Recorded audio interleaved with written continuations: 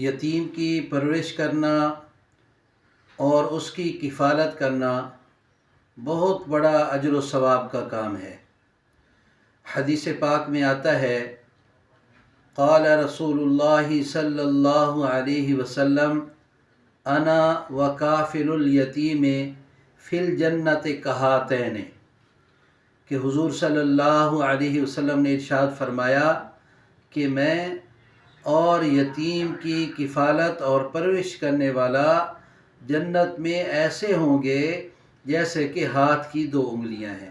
آپ صلی اللہ علیہ وسلم نے شہادت والی انگلی اور درمیان والی بڑی انگلی ان دونوں کو ملا کر اشارہ فرمایا کہ ہم جنت میں ایسے ہوں گے۔ تو دوستو، یہ بہت بڑا اجر و ثواب والا کام ہے۔ خالی دست شفقت یتیم کے سر پر رکھ دینا، فرمایا کہ جتنے ہاتھ کے نیچے بال آتے ہیں اللہ تعالیٰ اتنی زیادہ نیکیاں عطا فرماتے ہیں۔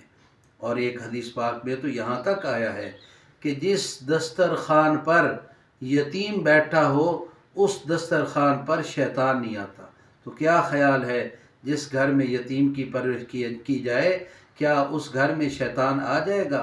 ہرگز نہیں آ سکتا۔ تو وہ گھر بابرکت گھر ہے، وہ شخص نہایت نیک شخص ہے جو کسی یتیم کی پرورش کرتا ہے، کسی یتیم کا اکرام کرتا ہے، کسی یتیم کی مدد کرتا ہے۔ دعا کریں اللہ رب العزت ہمیں اس کار خیر میں اس نیک کام کرنے کی ہمیں توفیق عطا کرے۔